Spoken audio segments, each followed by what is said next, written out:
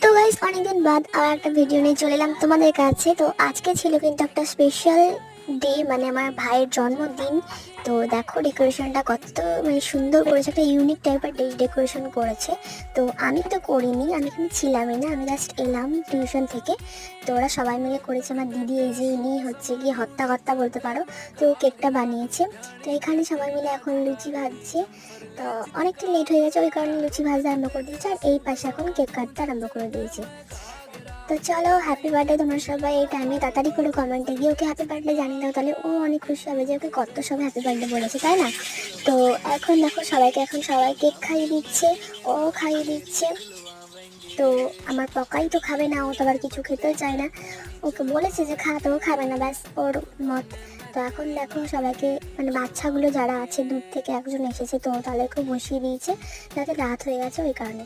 তো এই দেখো আমার পকাই